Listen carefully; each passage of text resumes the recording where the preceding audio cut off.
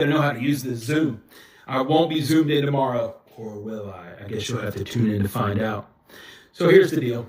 If you guys don't know, my name is Jordan. I'm the student pastor here at Life Point Community Church, and I'm been tasked and been given the opportunity and the honor of coming up with 3 short videos to give you guys something to pray about, some portion of a devotion that you guys can pray towards in your life, and hopefully this speaks to you the same way it speaks to me. Now, I don't know if this is going to be day 5, day 12, day 21. I have no idea, but at the end of the day, this needs to be one of the first things that happens in your life, because if this isn't happening now, there's no way you're going to see the glory of God come through in your life. You have got to be willing to love yourself, right? And it's not about unicorns and look at me and putting a crown on your own head and saying, wow, look how great I am. I'm so special and look what I've done. It's not about you. It's about Jesus. But what I will say is that when the teachers and the disciples asked Jesus, hey, what's like the number one thing? What's the thing that's going to get us into heaven? He literally said, well,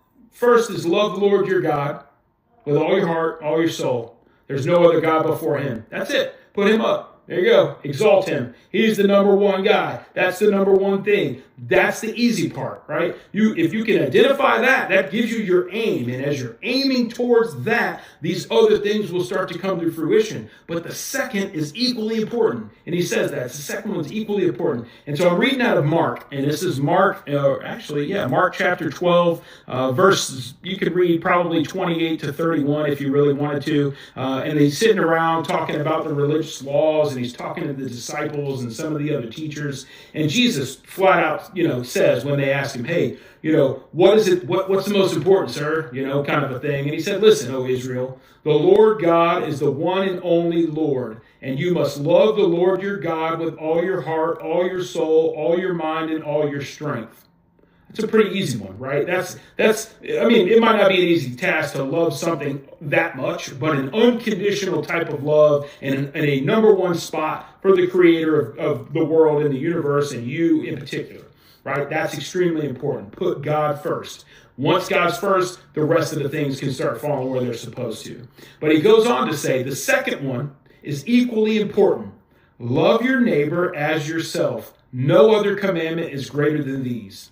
Now, people hear that and they quote that all the time. Oh, love your neighbor. You're supposed to love what they're doing. You can love your neighbor and not agree with them. You can love your spouse and not agree with them. You can love your kids and want to bonk their heads together like the Three Stooges, but not that I condone that, but there's parts of this where people read over it and they forget that it doesn't just say love your neighbor. It doesn't say go out and be nice to the guy who leaves his trash in the backyard. It doesn't say go over there and be nice to the person who's planting those bushes that make your kids have allergies. It says love your neighbor as yourself, which means you've got to love you.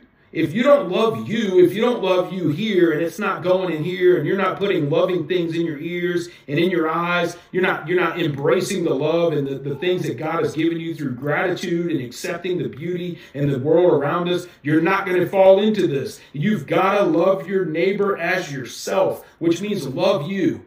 Right? And if you're not speaking love and positivity and frankness and truth into your life, if you're not living those things in your own life, you're never going to be able to share those things with the people around you. And that's what I want to pray to. I want to pray to that, because for me, if I can love myself first, it's going to do just like we talked about yesterday in 2 Timothy. We were not given a spirit of fear. We were given a spirit of power and of love and of self-discipline. And if that's the case, if we've got to love ourselves, we've got to it's self-discipline. It's not, hey, Jesus, can you give me some discipline? Hey, somebody, can you hold me in accountability? No, it's not that. It's you holding yourself accountable to what God has already given you. And I'm pointing behind me because there's a Bible popped up on my computer.